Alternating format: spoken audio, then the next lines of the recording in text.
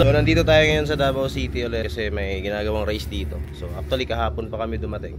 May laro na kahapon. So ito yung second day ng laro dito sa Davao City. Yun lang, hindi ako nakalaro. Hindi ako naglaro kasi nga wala akong preparation. Kasi nga meron din tayong inorganize na race dun sa area natin na 400 meter race, kaya hindi ko na prepare yung strada. Kaya ayun, dito suporta na lang tayo sa mga tropa. So actually yung mga tropa natin is tapos na, tulad nito yung KJR, tapos na siyang lumaro. Unfortunately nahulog siya kasi nag-check engine. Ayan, tignan nyo naman, binubuksan yung makina kasi nga nag-check engine, hindi makatakbo ng maayos. Hindi yung nabara, tapos nakahapon. So mamaya ang tatakbo yung mga naiwan nating tropa, si Max, si Louie, at si Dario. Tatlo sila sa Class B division naman. So sana kung sumali ako, yun yung division ko rin sa Class B. Pero yun nga, hindi tayo sumali, kaya ayun, support lang muna tayo. Pre, ano masasabi mo sa check engine? Tangina niya. Check engine pa more. Check engine. Eto na yung mga tropa natin. Gani? Late ka na. Late kami, tatlo. Yan sila, yun po. Yun pa sila, oh. Mga late comers. Time trial ka na daw, diretso. Time trial na, diretso. Yun na, diretso na, time trial na.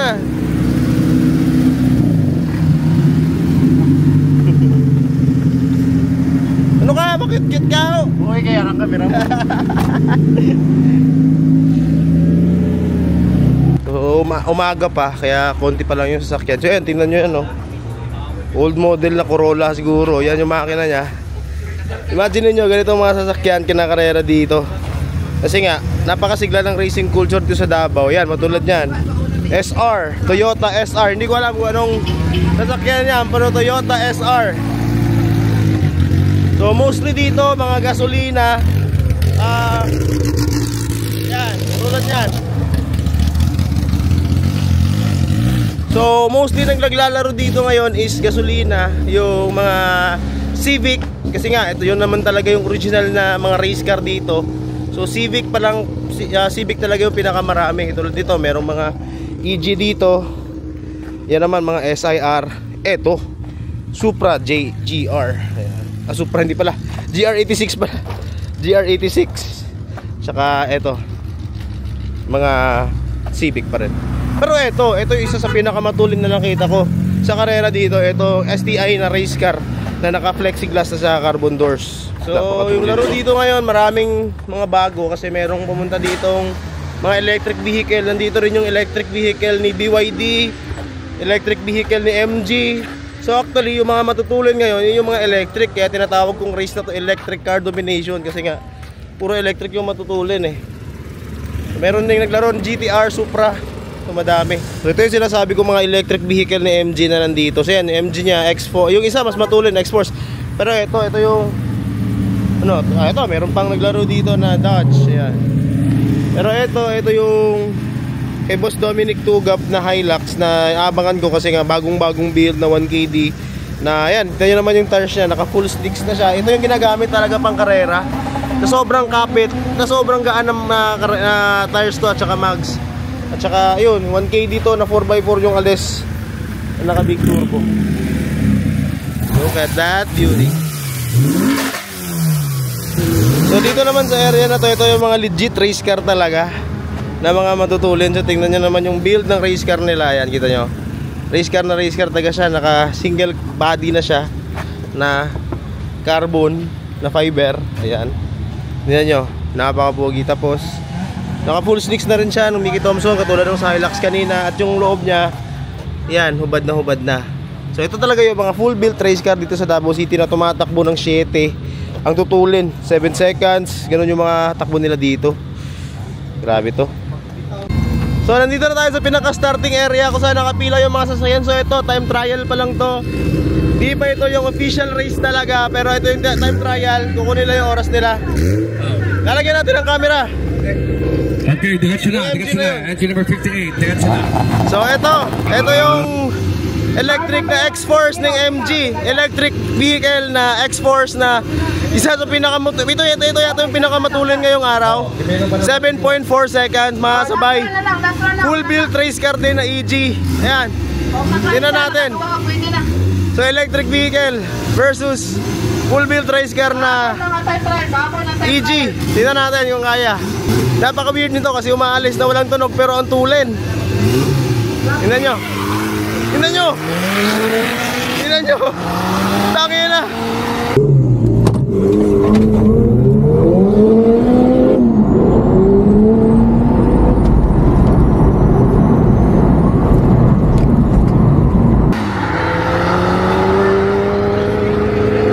Grabe yung MG.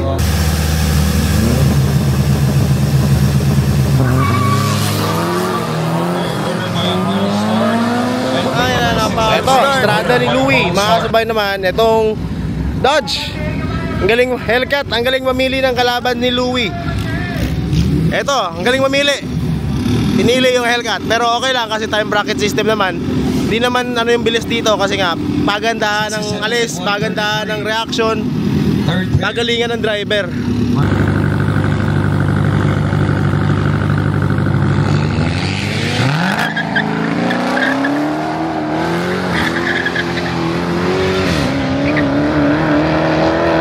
Strada. Panalo yung Dodge. Warrior Engineer 133 moves on.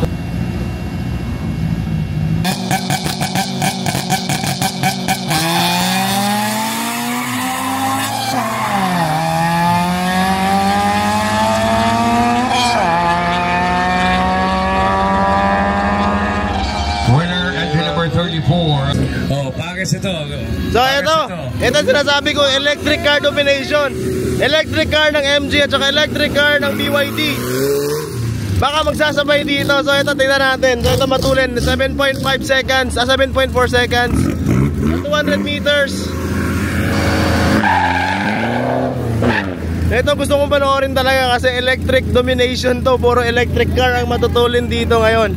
Ayan, napaka-slick din ang design ng BYD ano, kung kumpara natin siya. Para talaga siyang legit na race car. Napaka-pogi. Ayan o. Electric car. Ang ganda pa ng loob. Ito, Strada ni Boss D. Strada ni Dario.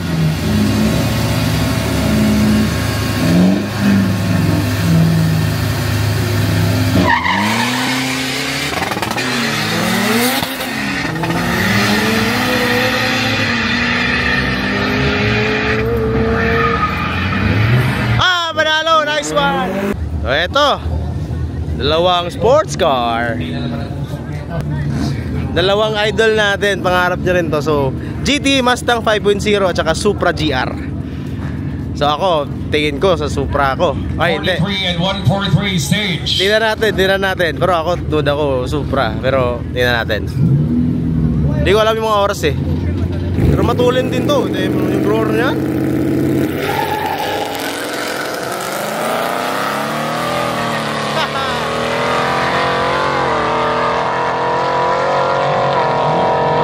Sabi mo na, Supra baby.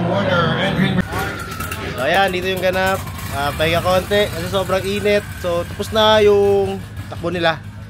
May mga nanalo, may mga natalo. Yung mga nanalo, waiting na. Yung mga natalo is naglalaro pa isang beses. Kalaban nila yung mga natalo rin. Uy, buyback na good. Yan, at saka yun, balik tayo dito sa racetrack. Nagpahinga tayo saglit doon. Balik tayo dito. So, ito na, nag-uumpisa na yung round 2. So, ibig sabihin, lahat ng nanalo sa losers bracket at saka sa main, ano talaga guys, naglalaro na ngayon. So, winner Next na pairs 23 and 75. lahat ng matatalo dito, wala na, hulog na talaga. Kaya, ayun, very exciting. So, ito nga pala yung Hilux nga pinakamatulin sa diesel ngayon. Ito yung Hilux ulit ni Boss Dominic. Ayan. Tignan nyo. Ano yan? Ano yan? Ice? So first time nyo makakita sa channel natin ng water-cooled. Dati intercooler, ngayon water-cooled na. So instead intercooler, tubig yung nagpapalamig sa intake nya. Ayan, tingnan nyo naman. Ayan o. So ice, ayan, kita ng ice. Kulang na lang, Red Horse, no? Ayan, ito yung Hilux na bagong build. Karuma Car Display Center. So, bagong build to. So ito tono ni BS Motorsport na Hilux 1KD. Tignan nyo yung tires nya, oh. Naka full slicks. Naka 4x4 ang alis nito. Naka Hero Drag sa harap. Hero Raiden lang pala. Ayan. Fresh na fresh, oh, ang loob. Pakita natin yung loob. Ayan, fresh na fresh. Hubad yung loob pero fresh na fresh. Kita nyo naman. May door pads pa. Oo, may door pads pa. Hindi, walang carbon kahit isa. Walang lightning na ginawa kasi nga seatbelt pa, boss. original seats pa. Ayun pa yung plaka, tignan nyo naman. Oh, wala pa? So, ito talaga yung pinakamatulin na diesel ngayon na naglaro. Ayun, walang gustong tumabi. Ayun, nag-aantay ng kalaban. Walang gustong tumabi. Kasi nga, matulin to. Itong Hilux na to. So, 1KD Hilux. Pag mga Hilux kasi, ang sarap i-build eh. Oh. 3.0 yung mga 1KD. Ayan. Parang yung ano mga kalaban niya, yung bao. Pakibilis na. Yan natin. Yan yung mga kalaban. Okay, number Ito yung tawag nila super bao. 1, 2, Volkswagen Beetle lang yan, pero tulen, grabe. Ilang beses na nanalo dito yan. 1, 2, Tingnan nyo naman, ganda ng match up. Super mo.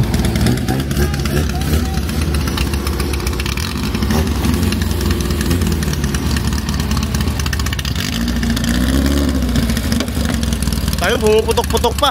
Tingnan natin anong oras nito. 8.9 declared na oras.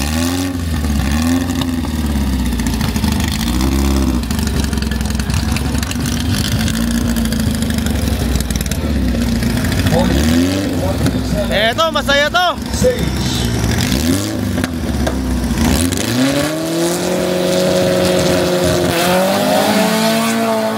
Yari.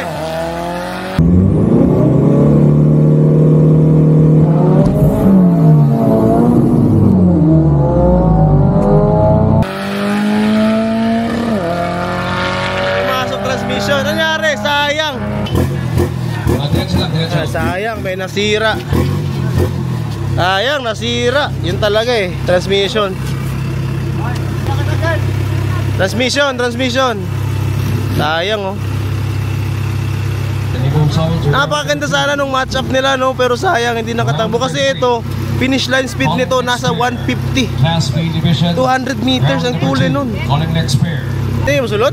Huwag kang Ha? lining po. Dahil lining na buak. Okay ra lining, basta di lang trani. Miss You Bibi versus Patutuya. Diba? Ito, Miss You Bibi versus Patutuya.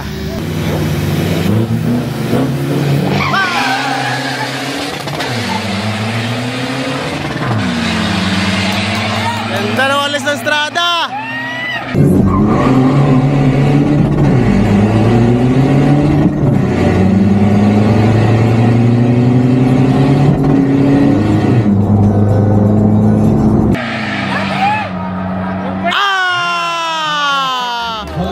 Patutoya wins! So, balik tayo dun sa tent area. Kumustahin natin yung mga natalo. So, lahat ng tropa natin, talo na, hulog na lahat. So, ang hindi lang natalo ako. Kasi hindi ako sumali. Yan yung mga gusto nyo. Yung kung ayaw nyo matalo, huwag kayong sumali. Diba? Bakit walang tao? Saan sila? Oh, bakit walang tao? Pag panalo, lahat puno eh. Pero pag talo, wala eh. Kumustahin natin yung mga natalo. Din sila. Yes.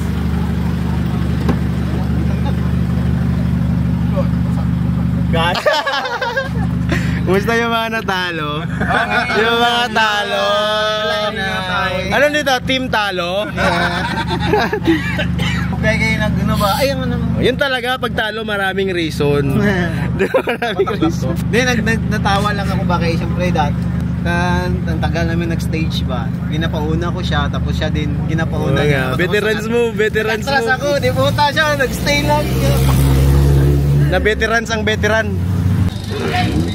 So eto, napakaboging Fortuner 1KD Remenlan. So ito tuned by AOT Fortuner from Tacorong, Sultan Kudarat. So yun yung oras niya, 9.8 yung declare niya.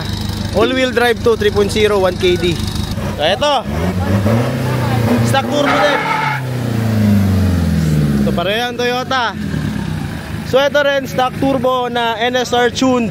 Sobrang tulin din ito kanina. Nakasabay niya yung Strada, naiwan yung Strada. Pero ito all-wheel drive kasi itong Fortuner. So ito naman is 2.8. Pero grabe din ang alas nito. Ang tulin din. So it's a good match, Parehang Toyota. So ito lang, medyo lamang lang talaga dito si all-wheel drive. Kasi nga all-wheel drive siya.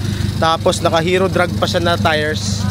Yan, Hero Drag yan. Samantala sa kabila, Hero Raiden lang na R111. So mas makapit pa rin yung yung Hero Drag.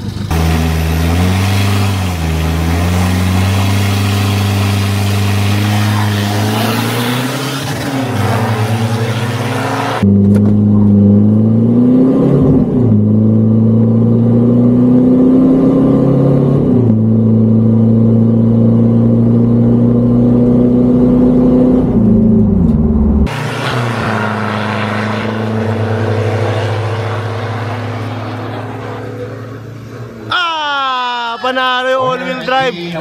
So ito, legit na race car, na sports car na Mustang 5.0. At for the first time, makakasabay siya nitong electric vehicle ng BYD, which is the EV na, yan na, yung pangalan niya, 3.9S Han. So 8.0 declared time. Dito naman sa Mustang is, tingnan natin, 8.92. So mas matulin pa yung BYD. Mas matulin pa yung BYD kaysa dito sa Mustang.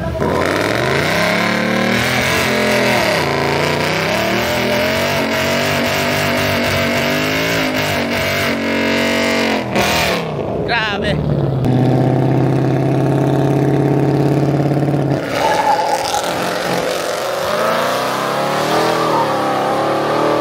Ayun, umabol si BYD.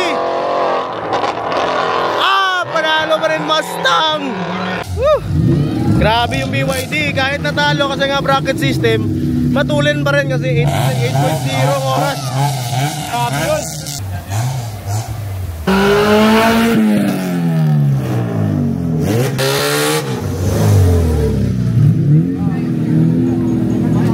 Last pair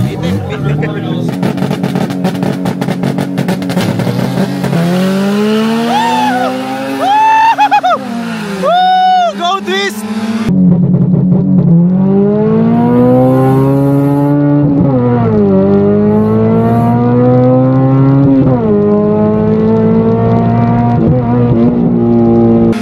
Go twist! Albert wins!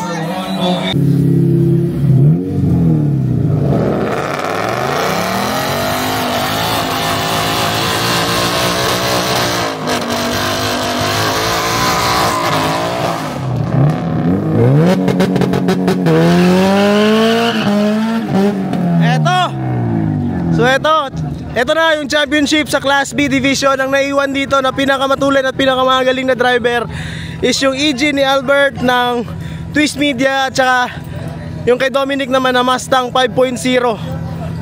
So sa totoo lang, mas matulin si Mustang. Pero yun nga, it's a time bracket system kaya anybody can win. 9 siya, 9 seconds, 8.9. Mas matulin ng konti.